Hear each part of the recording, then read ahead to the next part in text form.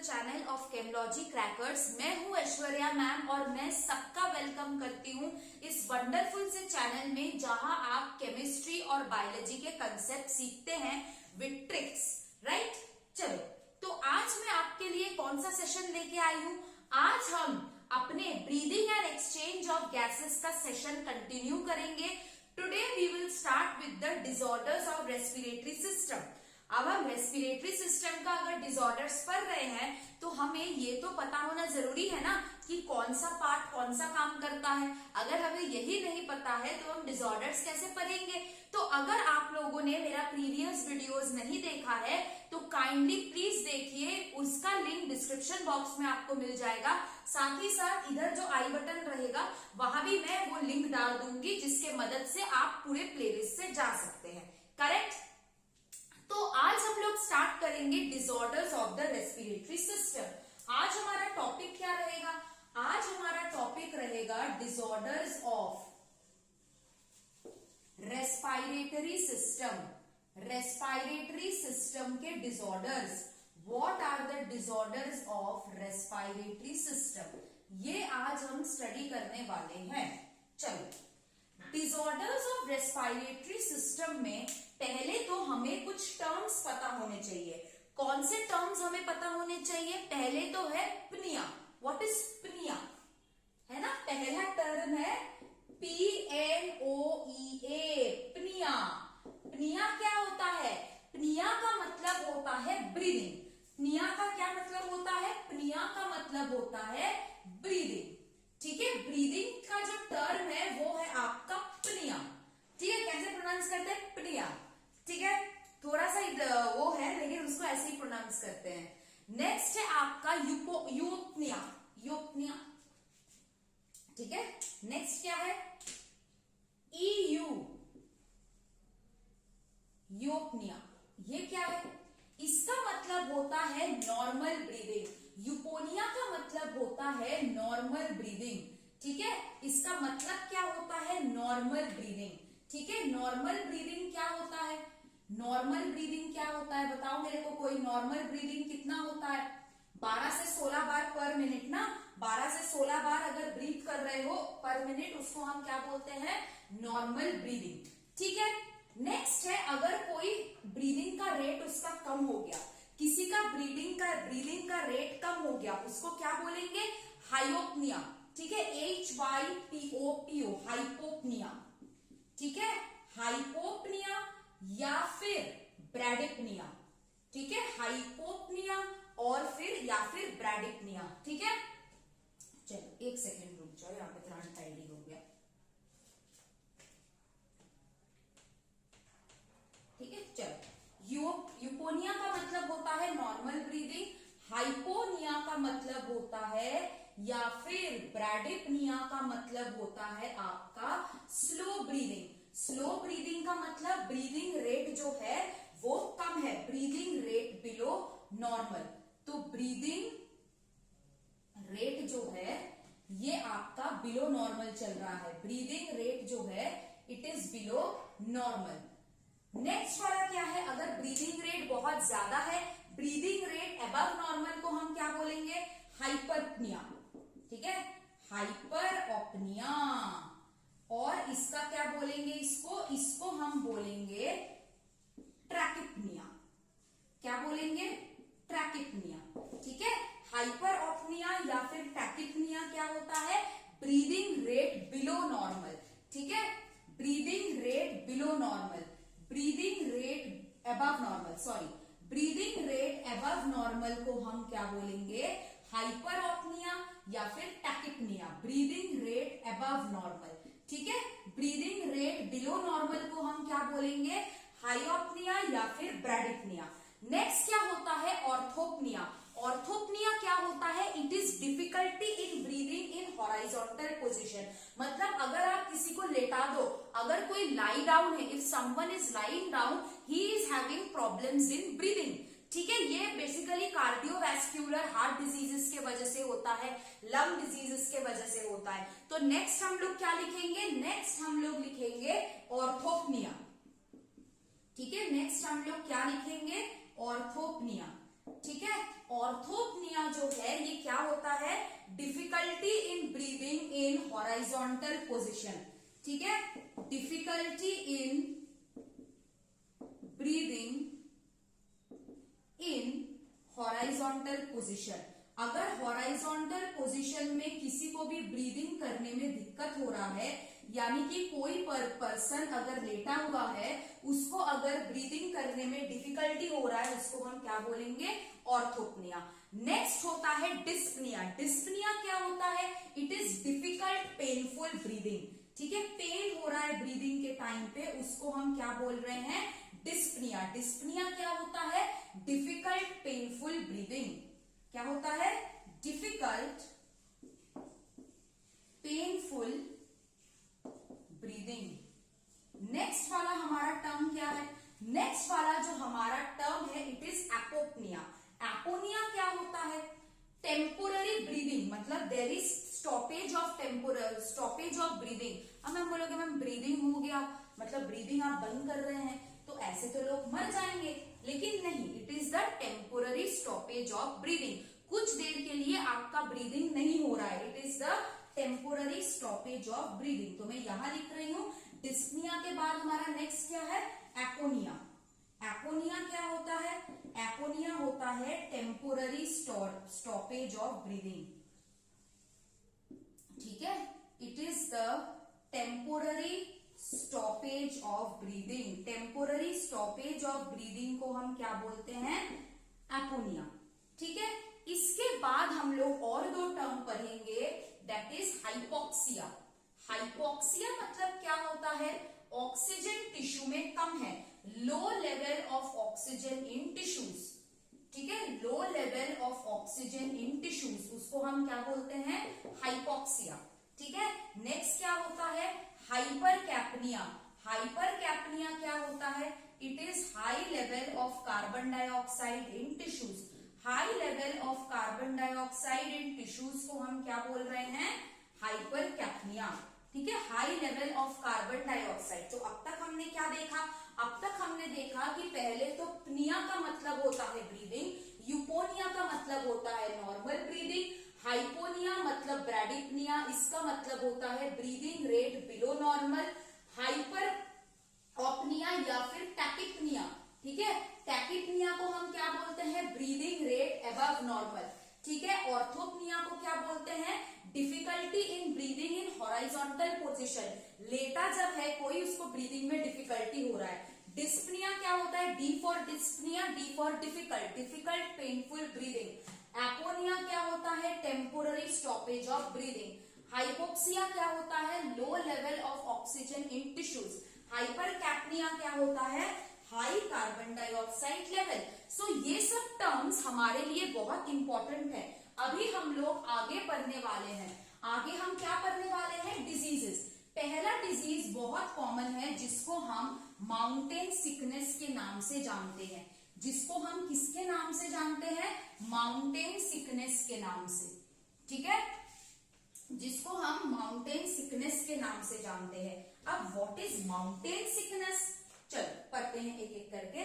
पहला वाला है माउंटेन सिकनेस, ठीक है, नंबर 1 इज माउंटेन सिकनेस।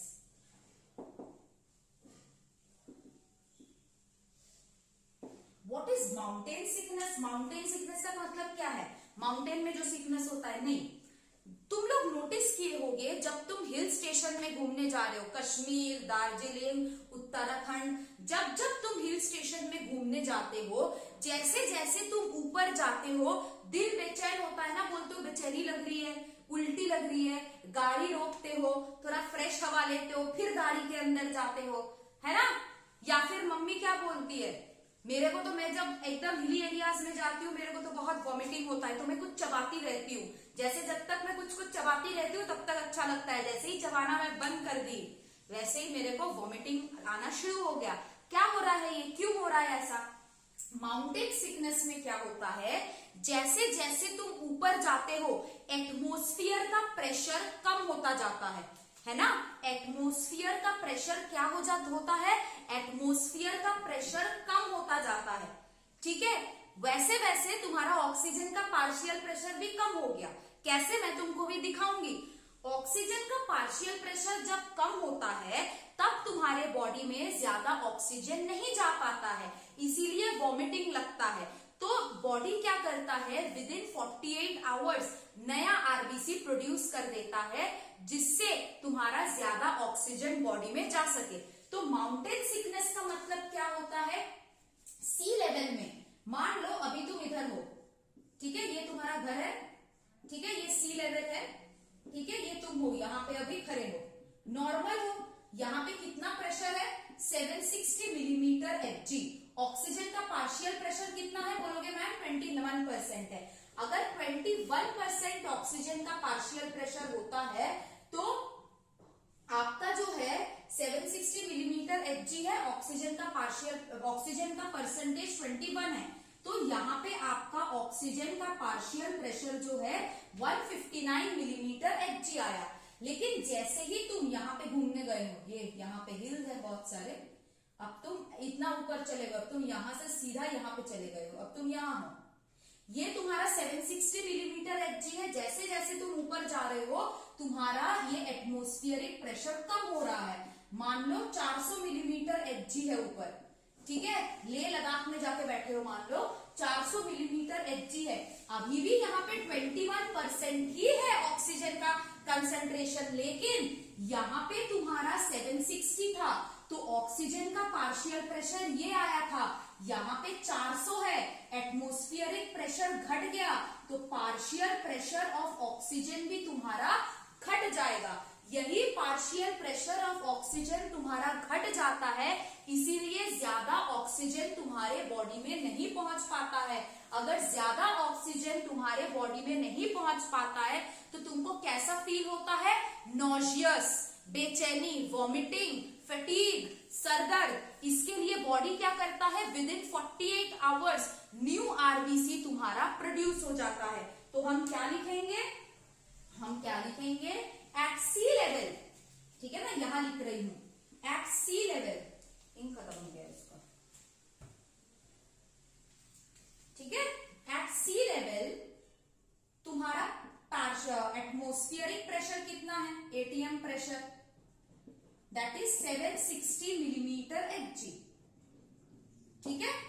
और एट हाई ऑल्टीट्यूड, जब तुम हाई ऑल्टीट्यूड में चले गए हो, तुम्हारा पार्शियल एटमॉस्फेरिक प्रेशर कितना है 400, तो ऊपर जाते जाते तुम्हारा CO2 घटा, पार्शियल प्रेशर ऑफ ऑक्सीजन घटा, कंसंट्रेशन अभी भी सेम है, लेकिन पार्शियल प्रेशर घट गया। इसके वजह से क्या हुआ, लेस ऑक्सीजन इज ट्रांसफर्ड, कहां पे ट्रांसफर्ड हो रहा है, ऑब्वियसली टिश्यू में। इसके लिए तुम्हारा बॉडी क्या करता है, इसके वजह से क्या होता है, नॉजिया, इसके वजह से वॉमिटिंग, इसके वजह से फटीग, ब्रेथलेसनेस, सांस नहीं आती है, सब इसके वजह से हो रहा है, ठीक है, ये सब होता है। क्लियर है यहां तक, ठीक है। अब इसके वजह से बॉडी क्या करता है, body produces new RBCs with in 48 hours, ठीक है, 48 आवर्स यानी कि 3 दिन में आपका बॉडी नया आरबीसी प्रोड्यूस कर रहा है। कैसे, किडनी जो है एक हार्मोन निकलता है, दैट इज एरिथ्रोपोइटिन हार्मोन। ये एरिथ्रोपोइटिन हार्मोन क्या करता है, जाके रेड बोन मैरो में एक्ट करता है, और रेड बोन मैरो से तुम्हारा क्या प्रोड्यूस होता है, आरबीसी। समझ में आया। तो क्या हुआ, माउंटेन सिकनेस का मतलब क्या है, सी लेवल में एटमॉस्फेरिक प्रेशर 760 मिलीमीटर एचजी रहता है। जैसे जैसे तुम ऊपर जाते हो एटमॉस्फेरिक प्रेशर तुम्हारा 400 मिलीमीटर एचजी होता है।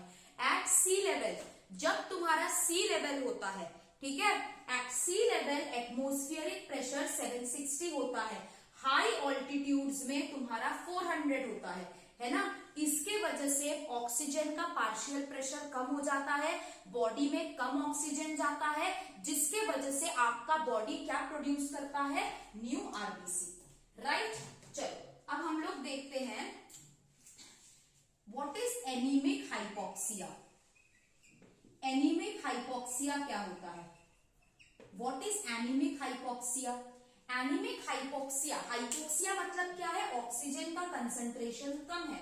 हाँ, एनीमिक मतलब क्या है, खून की कमी, मतलब बिकॉज ऑफ रिड्यूस्ड आरबीसी और reduced haemoglobin oxygen level is less. ठीक है, इसको एनीमिक हाइपोक्सिया बोलते हैं। ठीक है, चलो नेक्स्ट क्या है, ऑब्स्ट्रक्टिव हाइपोक्सिया। ऑब्स्ट्रक्शन आ गया, ऑब्स्ट्रक्टिव हाइपोक्सिया। ऑब्स्ट्रक्टिव हाइपोक्सिया क्या होता है, ऑब्स्ट्रक्टिव हाइपोक्सिया में आपका जो है सब कुछ सही है, पार्शियल प्रेशर ऑफ ऑक्सीजन भी सही है, आरबीसी भी अच्छा है, हीमोग्लोबिन भी अच्छा है, लेकिन आपके कोलेस्टेरॉल है, कोलेस्टेरॉल जो है वो आपके ब्लड वेसल में अक्यूमुलेट किया है। Cholesterol accumulates in blood vessels. ठीक है, cholesterol accumulates in blood vessels. ठीक है, cholesterol accumulates in blood vessels. ठीक है, तो ऑब्स्ट्रक्टिव हाइपोक्सिया ये होता है when there is deposition of cholesterol. अगर तुम्हारा ये ब्लड सेल है, इसमें तुम्हारा इस तरीके से कोलेस्टेरॉल डिपॉजिट हो गया, तो ब्लड फ्लो क्या हो जाएगा, ब्लड फ्लो कम हो जाएगा। इसको हम क्या बोलते हैं, इसको हम ऑब्स्ट्रक्टिव हाइपोक्सिया बोलते हैं। नेक्स्ट क्या है, हिस्टोटॉक्सिक हाइपोक्सिया। हिस्टोटॉक्सिक हाइपोक्सिया क्या होता है, हिस्टोटॉक्सिक हाइपोक्सिया में आपका सायानीड पॉइजनिंग के वजह से, ठीक है, सायानीड पॉइजनिंग के वजह से आपका जो टिश्यू है, tissue is unable to use oxygen. ठीक है, किसी भी तरीके का पॉइजनस सब्सटेंस जो है अंदर गया है, जिसके वजह से tissue is unable to use oxygen.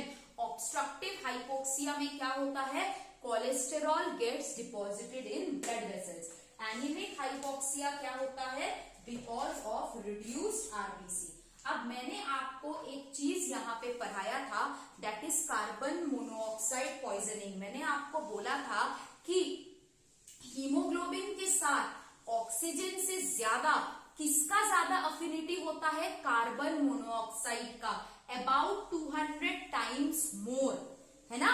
तो इसके वजह से कार्बन मोनोऑक्साइड हीमोग्लोबिन के साथ बाइंड कर जाता है, ऑक्सीजन को बाइंड नहीं करने देता है, जिसके वजह से आपका बॉडी में ऑक्सीजन नहीं जा पाता है और किसी पर्सन का डेथ हो सकता है। ये मैंने आपको एक्सप्लेन किया था अच्छे से, तो मैं यहाँ पे वो दोबारा नहीं लिख रही हूँ, आप इसको अच्छे से देख लीजिए। उसके बाद हम डीकम्प्रेशन सिकनेस स्टार्ट करेंगे। ठीक है, इसको देख लो सब लोग बच्चे अच्छे से।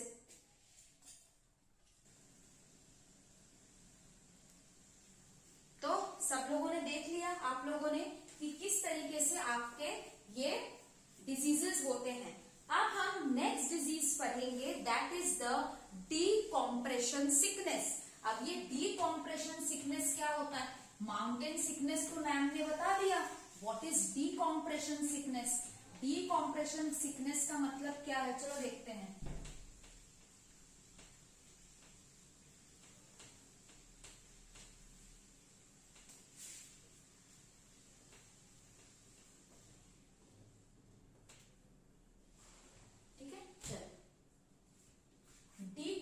सिकनेस, ठीक है, ये डीकॉम्प्रेशन सिकनेस किधर होता है, समंदर में।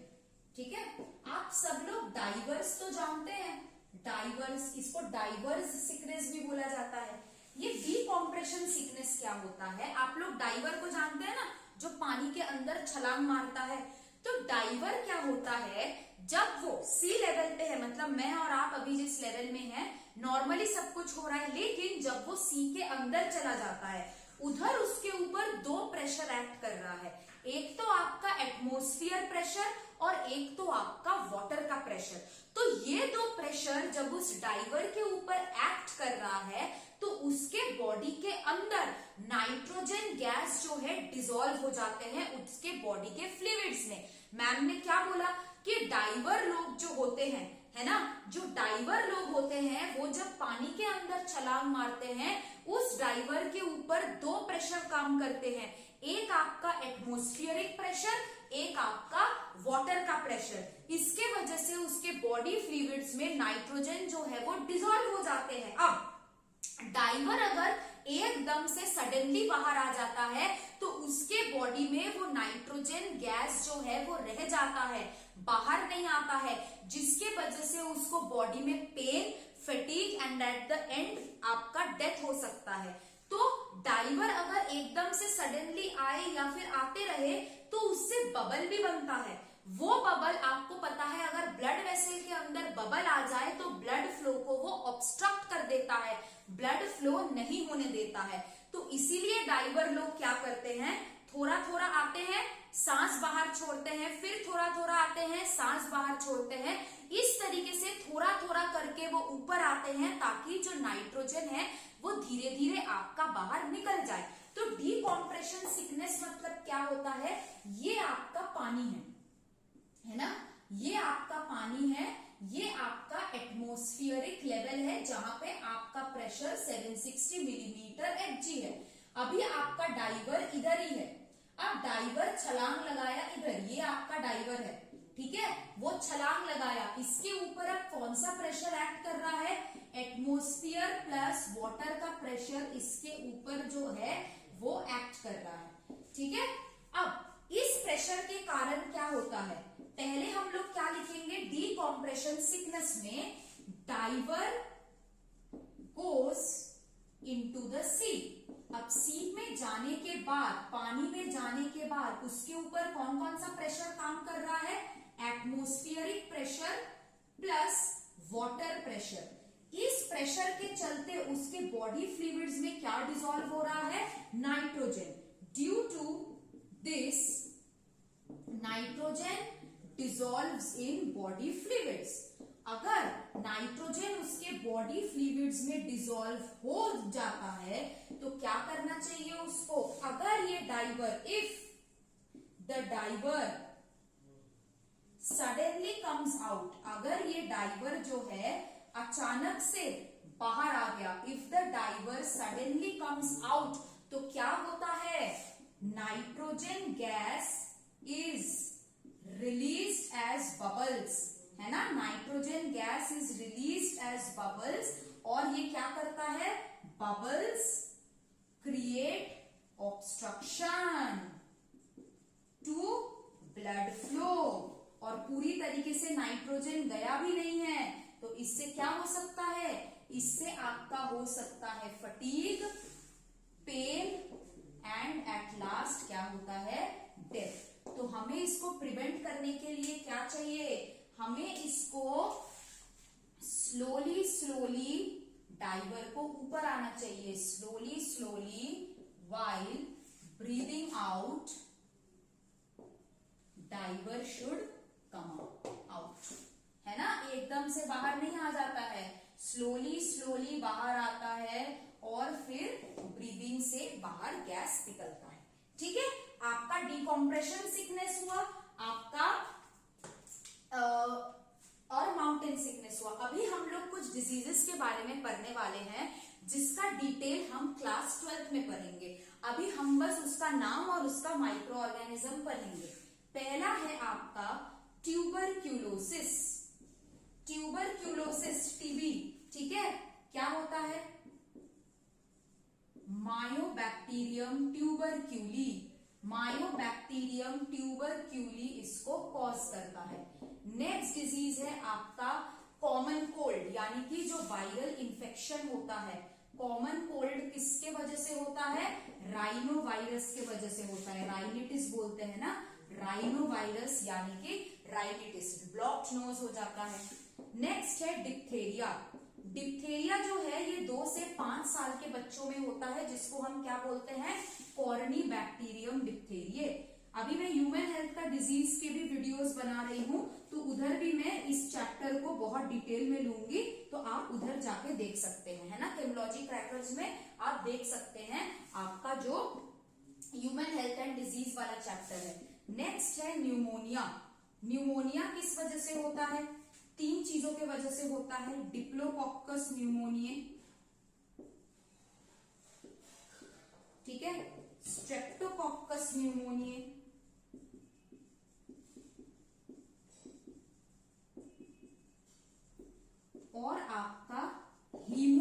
हीमोफिलस इन्फ्लुएंजे, हीमोफिलस इन्फ्लुएंजे, ठीक है, इन तीनों माइक्रो ऑर्गेनिजम्स के वजह से होता है। अब आपका जो न्यूमोनिया है इसको आपको डिटेल में पढ़ना है, तब तक आप इसको देख लीजिए एक बार, उसके बाद हम बाकी डिजीजेस को पढ़ना चालू करेंगे, ठीक है। Okay, I am rubbing the board. अब हम लोग न्यूमोनिया पढ़ेंगे, ठीक है।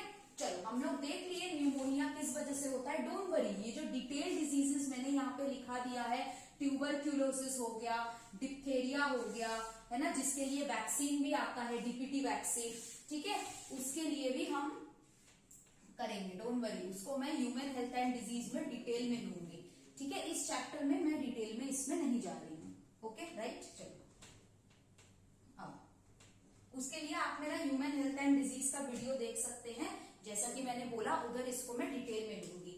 नेक्स्ट क्या है आपका, न्यूमोनिया।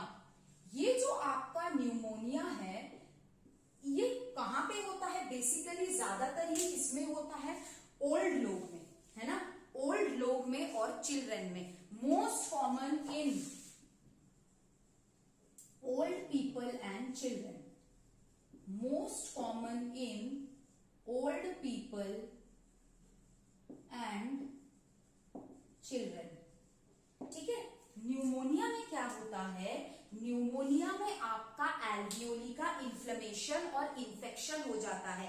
एल्वियोली के इन्फ्लेमेशन के वजह से एल्वियोलर कैविटी में फ्लूइड और डब्ल्यूबीसी एक्यूमुलेट होना शुरू हो जाते हैं, जिसके वजह से आपका गैसियस एक्सचेंज नहीं हो पाता है।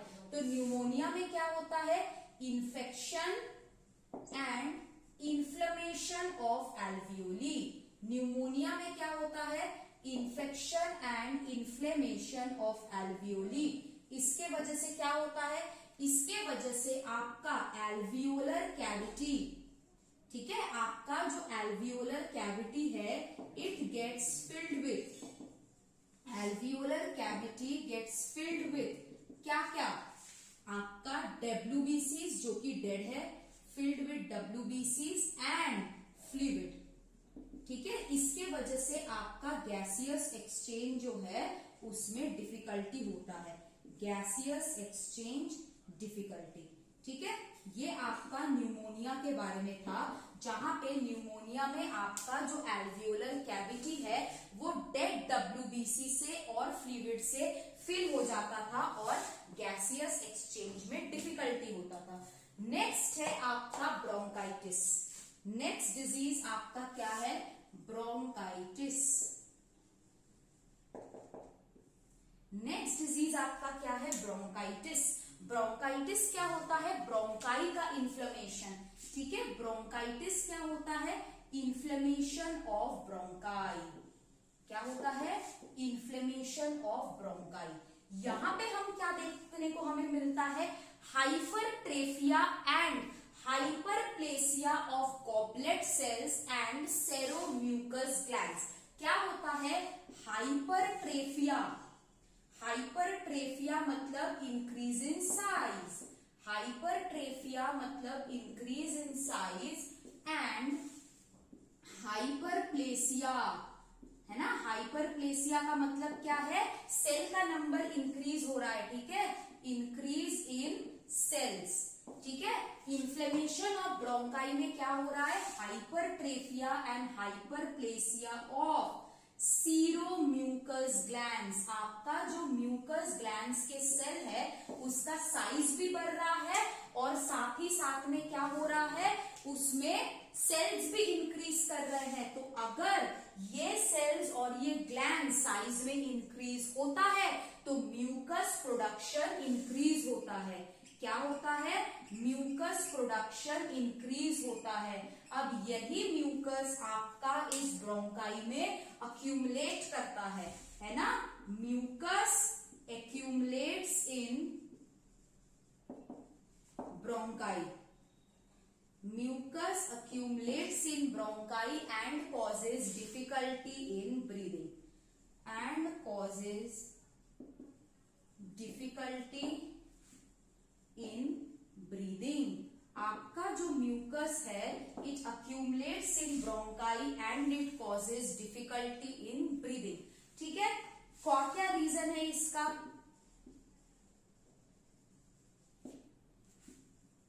सिगरेट स्मोकिंग, ठीक है, cigarette smoking, carbon monoxide poisoning और आपका एयर पोल्यूटेंस।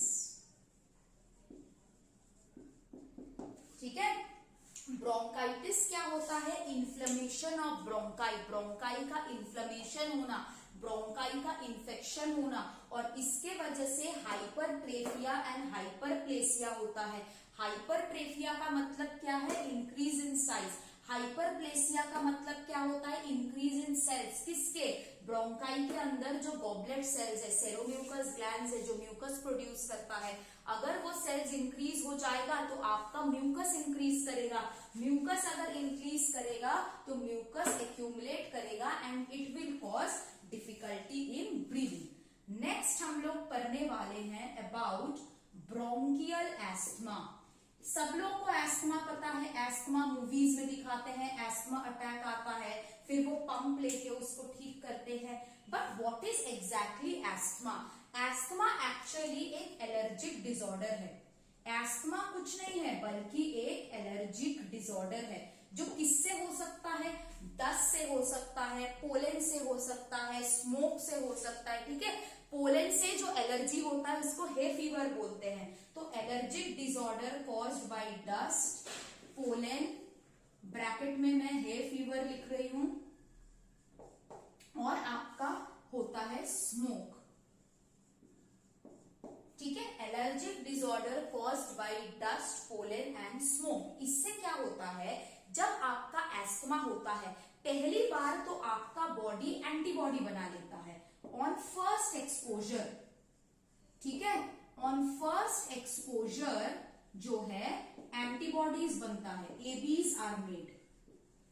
लेकिन जब उसका सेकेंड एक्सपोजर होता है, जब इसका सेकेंड एक्सपोजर होता है तब बॉडी में आपके जो मास सेल्स प्रेजेंट है, क्या प्रेजेंट है? मास सेल्स, वो रप्चर कर जाता है। रप्चर करके वो क्या निकलता है? हिस्टामीन। ये जो आपका हिस्टामीन है ये ब्लड प्रेशर को कम कर देता है। ये क्या होता है? It is a vasodilator. Blood vessels को डायलेट कर देता है ताकि ज्यादा ब्लड एलर्जी के पास जाके गिरे। साथ में it constricts the bronchioles, so it is a bronchoconstrictor. इसके वजह से क्या होता है? ब्रोंकाई में एयर मूवमेंट जो है वो कम होता है, एयर मूवमेंट कम हो जाता है और म्यूकस भी एक्सेस अमाउंट में रहता है। समझ में आया क्या हुआ? आपका जो ब्रोंकियल एस्थमा है it is basically a allergy which is caused due to dust, pollen and smoke. जब पहला एक्सपोजर आता है तब आपका इससे एंटीबॉडी बन जाता है, लेकिन सेकेंड एक्सपोजर में आपका मास सेल्स जो है वो टूट जाता है और उससे हिस्टामीन निकलता है। हिस्टामीन क्या है? It is a vasodilator which dilates blood vessels and the bronchoconstrictor. अगर ब्रोंक्यूल को कॉन्स्ट्रिक्ट कर दोगे, क्या एयर फ्रीली मूव कर पाएगा? नहीं।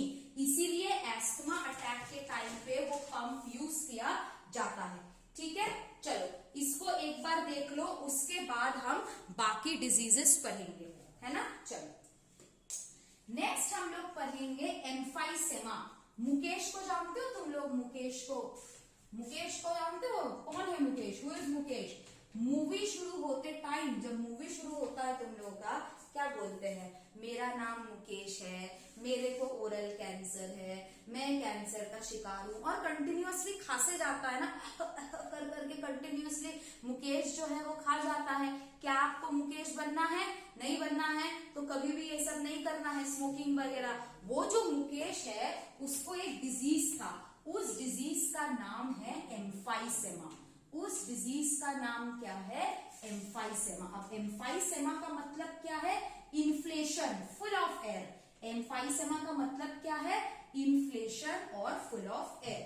चलो अब हम लोग नेक्स्ट डिजीज स्टडी करने वाले हैं, मुकेश वाला डिजीज, है ना। मेरा नाम मुकेश है ना, मैं इतने साल का हूँ, मेरा घर परिवार को तकलीफ हो रहा है, मुझे कैंसर है, वो ठीक नहीं हो रहा और फिर खांसने लगता है ना, उसको एम्फाइसेमा हुआ है। तो एम्फाइसेमा का मतलब क्या होता है? इन्फ्लेशन या फिर फुल ऑफ एयर। ठीक है, इन्फ्लेशन या फिर फुल ऑफ एयर। अब एम्फाइसेमा का मेन रीजन क्या होता है? Cigarette smoking. एम्फाइसेमा का सबसे मेन रीजन क्या होता है? सिगरेट स्मोकिंग, है ना। नशा वशा नहीं करना है, कॉलेज में जाके, है ना, फर्स्ट ईयर में ये सब बहुत होता है, बिल्कुल नहीं पढ़ना इस चक्कर में, है ना। तो क्या होता है, आपका जो सिगरेट स्मोकिंग जो करते हैं उससे जो स्मोक होता है ना, वो आपके एल्वियोली में अक्यूमुलेट करता है। अब स्मोक कोई अच्छी बात नहीं है, उस स्मोक में टॉक्सिन रहता है या फिर टॉक्सिक मटेरियल्स रहता है। तो सिगरेट स्मोकिंग से जो स्मोक निकलता है ये कहां जाके एक्यूमुलेट होता है? एक्यूमुलेट्स इन एल्वियोली। क्या होता है? एक्यूमुलेट्स इन एल्वियोली। और ये स्मोक क्या रिलीज करता है? ये स्मोक रिलीज करता है आपका टॉक्सिन्स यानी कि टॉक्सिक मटेरियल। अब कोई आपका एक मतलब बाहर से बंदा आया है तो आपके बॉडी से भी एक बंदा जाएगा उससे लड़ने। कौन है वो? मैक्रोफाजेस। मैक्रोफाजेस क्या करता है? मैक्रोफाजेस प्रोटीएजेस निकालता है। मैक्रोफाजेस क्या करता है? मैक्रोफाजेस जो है इसके खिलाफ लड़ने आता है ना। Macrophages release proteases. मैक्रोफाजेस क्या रिलीज करता है? मैक्रोफाजेस प्रोटीएजेस रिलीज करता है एंड प्रोटीएजेस रिलीज करने के बाद it digest the harmful proteins. ठीक है, मैक्रोफाजेस प्रोटीएजेस जो रिलीज करता है, प्रोटीएजेस क्या करता है? Digest harmful proteins. Harmful proteins को तो डाइजेस्ट कर लिया, साथ ही साथ में जो आपके यूजफुल प्रोटीन्स है उसको भी डाइजेस्ट करेगा।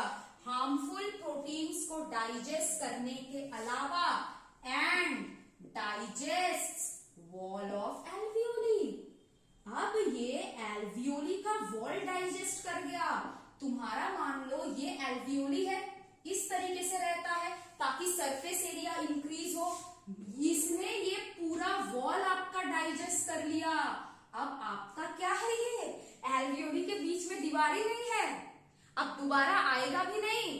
तो it is a irreversible very dangerous method. तो आपका जो मैक्रोफाजेस है इससे जो प्रोटीएजेस रिलीज हो रहा है, हार्मफुल प्रोटीन्स तो डाइजेस्ट कर रहा है, साथ ही साथ में डाइजेस्ट कर रहा है wall of alveoli which is a permanent and irreversible damage, है ना। इससे क्या होता है? इससे आपका एल्वियोली का सरफेस एरिया डिक्रीज हो जाता है। Alveoli surface area decreases. Alveoli का सरफेस एरिया डिक्रीज हो जाता है। ठीक है, अब दूसरा क्या होता है? एक तो हम लोग एल्वियोली का वॉल उड़ा दिए, साथ में आपका इलास्टिसिटी भी लूज हो जाता है। तो क्या होता है? लॉस ऑफ इलास्टिसिटी, है ना। इलास्टिसिटी भी लूज होता है। साथ ही साथ में आपका जो एल्वियोलर सैक है, आप मान लो एयर को बाहर निकालने जा रहे हो, उस वही एयर बाहर नहीं आ रहा है, एल्वियोलर सैक में आपका एक्सपायर्ड एयर रह जाता है, जिसके बाद आप खांसते हो। तो मैं क्या लिखूंगी? एल्वियोलर सैक में एक्सपायर्ड एयर स्टेज बैक। ठीक है, एल्वियोलर सैक में एक्सपायर्ड एयर स्टेज बैक। ठीक है, एक्सपीरेशन के बाद भी एल्वियोलर सैक आपका पूरी तरीके से एम्प्टी नहीं हो पाता है and there is also loss of elasticity. तो एम्फाइसेमा को हम क्या बोल सकते हैं? इन्फ्लेशन और abnormal distension of bronchioles and alveoli, मतलब एल्वियोली का इलास्टिसिटी लूज हो जाता है, एल्वियोलर वॉल ही नहीं रहता है, तो हम क्या बोल सकते हैं इसको? एबनॉर्मल इन्फ्लेशन और एबनॉर्मल डिस्टेंशन, एबनॉर्मल डिस्टेंशन और इन्फ्लेशन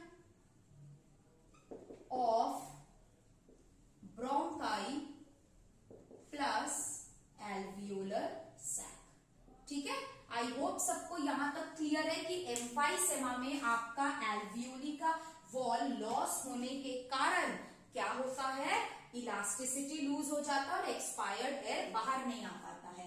सीओपीडी क्या है? Chronic obstructive pulmonary disease.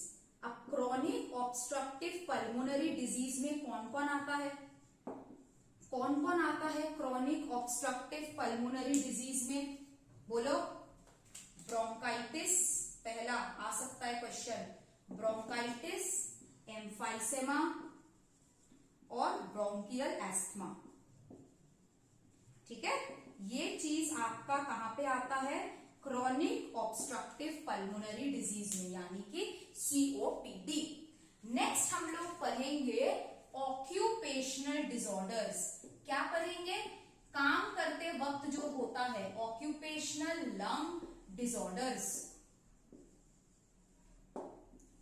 Occupational lung disorders में हम क्या पढ़ेंगे?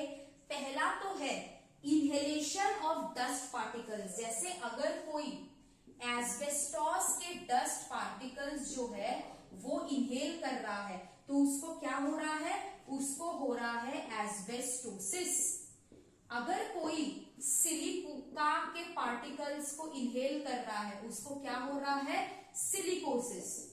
जो कॉटन के डस्ट होता है, अगर कोई कॉटन डस्ट को इनहेल कर रहा है, कॉटन डस्ट को आप जब इनहेल करते हो आपको ब्राउन लंग डिजीज होता है, यानी कि बिसिनोसिस। क्या होता है?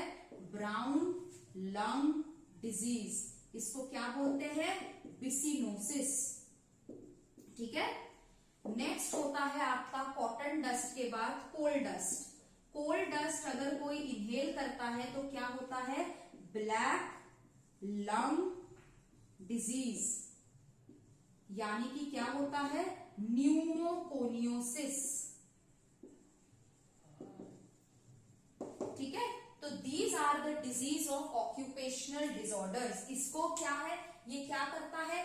Fibrosis of lung tissue, lung tissues का फाइब्रोसिस करता है। फाइब्रोसिस ऑफ लंग टिश्यू कौन कौन? एस्बेस्टोसिस, सिलिकोसिस, बिसिनोसिस और pneumoconiosis. Asbestos, silica dust, cotton dust और कोल डस्ट से आपका होता है ये चीज, राइट? चलो, यहां तक आपका रेस्पिरेशनल डिसऑर्डर्स था and we have finished our first chapter ever on this YouTube channel of Chemology Crackers. तो अगर आपको ये वीडियो अच्छा लगता है तो काइंडली प्लीज इसको सब्सक्राइब करें, लाइक करें, ज्यादा से ज्यादा शेयर करें और कमेंट में मेरे को जरूर बताइए कि आपको ये वीडियो कैसा लगा है। It really means a lot to us as teachers. We always look forward कि बच्चों को हमारा वीडियो कैसा लग रहा है। करेक्ट? अगर आपको अच्छा लगा हो तो काइंडली प्लीज इसको शेयर करिए। ठीक है, आज हम लोग यहाँ तक करेंगे। Next we will start with the previous year question of breathing and exchange of gases. Thank you very much students. Bye bye. Take care.